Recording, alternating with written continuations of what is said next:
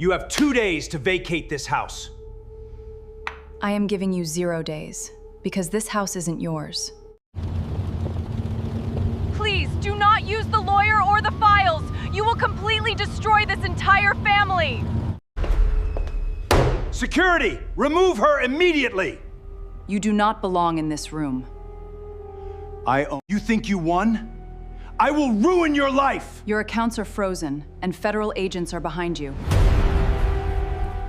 Get out. You have 2 days' notice to vacate, he sneered, slamming the eviction notice onto my kitchen counter. My stepfather stood over me, his arms crossed, flanked by my stepsister, who was already smirking as she tapped her pristine acrylic nails against my marble island. They thought they had finally broken me. They thought I was just the quiet, dutiful daughter who had spent the last 5 years taking care of my ailing mother while they spent her money and ran my late father's legacy into the ground. I didn't cry. I didn't scream. I just looked up from my coffee, picked up the paper, and looked him dead in the eye. 2 days, I said quietly. I said 0. I turned away, grabbed my purse, and walked straight out the front door. They laughed as the door clicked shut behind me. They thought I was throwing a tantrum. They thought I was surrendering. They had no idea that I had just handed them the rope they were about to hang themselves with. 5 minutes later, my stepfather typed his master code into the floor-to-ceiling heavy steel safe in my father's former home office, the one room I had kept strictly off-limits for years. The moment they unlocked the safe, shock hit them hard. Inside, there were no piles of cash. There were no bearer bonds or luxury watches. There was only a single, sleek black flash drive sitting next to a thick stack of certified legal documents tied with a red ribbon. And right on top was a sticky note in my handwriting. Thank you for officially taking possession. Within 30 seconds, my phone rang without pause. I looked down at the screen. It was my mother.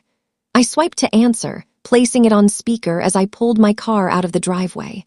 Her voice was hysterical, trembling with a terror I had never heard from her before. "Where are you?" she sobbed, panic choking her words. "Please, sweetheart, turn around." He opened it. He saw the papers. "Mom is begging you, please do not use the lawyer or the files. You'll destroy this family. Please, I'm begging you." "The family was destroyed the day you let him sign my father's name," I said softly, and hung up.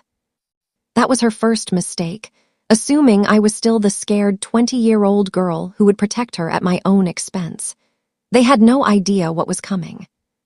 But to understand how we got to that room, you have to understand how deeply they had buried me. 2 years earlier, my father passed away suddenly, leaving behind a multi-million-dollar commercial real estate portfolio and a thriving property management firm. I was his only biological child. I had worked alongside him since I was 18, learning every contract, every zoning law, and every bank account. I was the engine that kept the empire running. When my mother remarried 6 months after the funeral, everything changed. Her new husband was a smooth-talking failed developer with a mountain of hidden debt. Almost immediately, he convinced my grieving mother to give him a seat on the board. Then came my stepsister, a cruel, entitled woman who treated the company like her personal piggy bank. Together, they began to systematically erase me. They stripped me of my executive title, demoting me to a simple administrative assistant. They moved my office to a windowless basement room next to the supply closet. My stepsister took over my corner office, throwing away my father's framed awards and replacing them with her own self-portraits. Every single day was a master class in psychological warfare. "Make sure the coffee is hot before the board meeting, sweetie," my stepfather would say in front of potential clients, deliberately winking to humiliate me. "Oh, don't worry about the financial audit, darling," my stepsister would snicker at company lunches. "We know math was always a bit too complex for you. Just stick to filing." I endured the gaslighting. I endured the public embarrassment. I took their dismissive comments and their cruelty with a calm smile. They thought my silence was weakness. They thought my compliance was defeat. Remember that detail. It matters later. What they didn't know was that while they were busy playing executive, I was working 16-hour days. They thought I was just typing up basic memos. In reality, I was tracking every single dollar that moved through the firm. 6 months ago, I noticed the first anomaly, a series of massive wire transfers routed to a shell company in the Cayman Islands. My stepfather was embezzling millions from the corporate accounts, using my father's legacy to pay off his personal gambling debts. And my stepsister, she was approving the fraudulent invoices. They thought they were masterminds, but they had overlooked one tiny, catastrophic detail. My father was never naive. Before he died, he knew my mother's new partner was a predator. He had placed the entire real estate portfolio, the family estate, and the controlling shares of the company into an irrevocable master trust.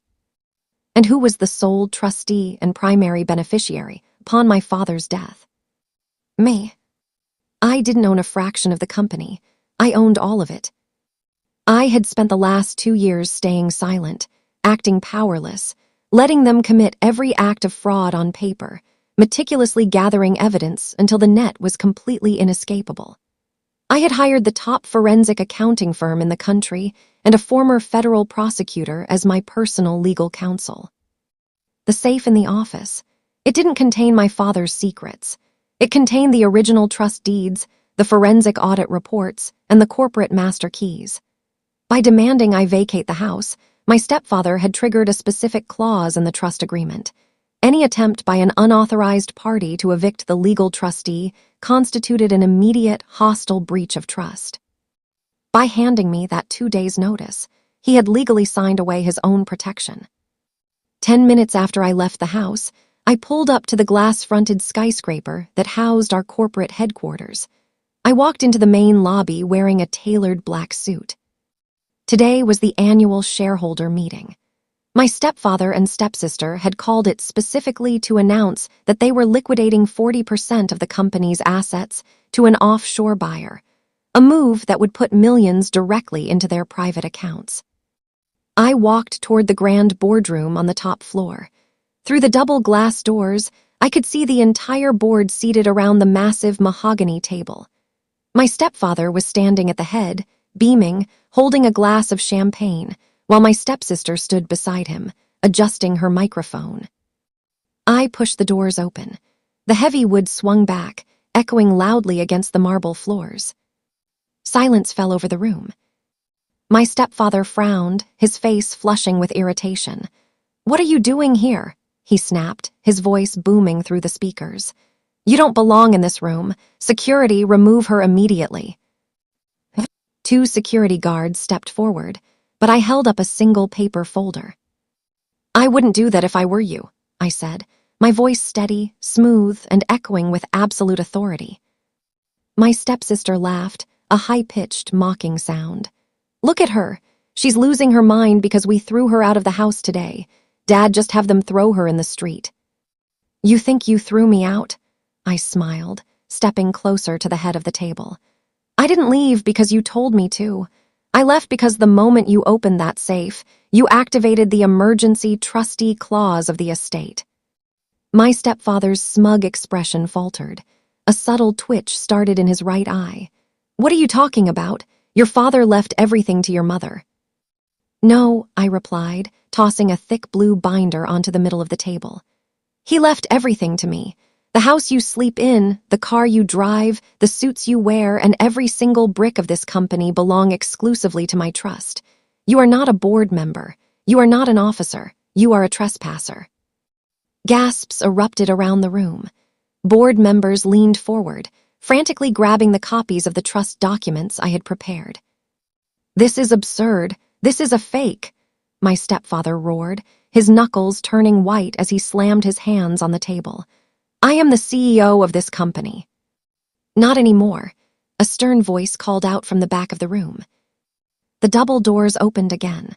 Walking in behind me was my attorney, the most feared corporate litigation lawyer in the state, accompanied by 3 uniformed federal agents and 2 representatives from the Securities and Exchange Commission. The color instantly drained from my stepfather's face. He went entirely pale, his knees visibly shaking. My stepsister dropped her champagne glass. It shattered against the floor, splashing red wine across her white designer shoes. "Mr. Davis," my lawyer said, pulling a massive stack of federal subpoenas from his briefcase. "You are being served with an immediate asset freezing order, a temporary restraining order, and an indictment for corporate fraud, grand larceny, and tax evasion totaling $14 million. The room was so quiet you could hear the hum of the air conditioner. Pens dropped onto the table. Board members stared in absolute horror. My stepsister began to sob hysterically, clutching her father's arm. "Dad, do something, tell them she's lying." But he couldn't speak. He couldn't move. He just stared at me, his mouth opening and closing like a fish out of water. He was trapped, utterly exposed in front of the very people he had tried to impress for years. "Your personal accounts have been frozen," my lawyer continued calmly. "The luxury vehicles registered under corporate funds have been impounded, and effective 60 seconds ago, you are permanently barred from entering any property owned by the estate." One by one, the federal agents stepped forward, pulling out handcuffs. My stepfather looked at me, his eyes wide with a desperate, pathetic plea. "Please, you're my daughter. Think of your mother." "I am thinking of my father," I said softly, stepping back to let the agents do their job. As the steel cuffs clicked around his wrists, the security guards he had called to throw me out stood at attention, opening the doors for the officers as they led him and my stepsister away in tears. 3 months later, the dust finally settled. My stepfather was sentenced to 12 years in federal prison with 0 chance of early parole until he paid full restitution.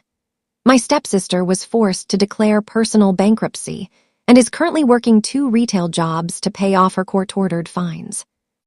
My mother, stripped of the lifestyle she sold her soul for, moved into a tiny 1-bedroom apartment in another state, living off a modest, locked stipend my father's trust provided, one that requires her to complete mandatory financial counseling. As for me, I stepped into my father's old office on the top floor. I took down the garish self-portraits, opened the blinds, and let the morning sun fill the room. I restored my father's name on the glass door, stepped up as the official CEO, and brought our company to its highest profit margin in history. I didn't raise my voice once. I didn't yell. I just let them believe they were winning until the trap snapped shut. Have you ever been underestimated by someone who had no idea who they were dealing with? Tell me your story in the comments.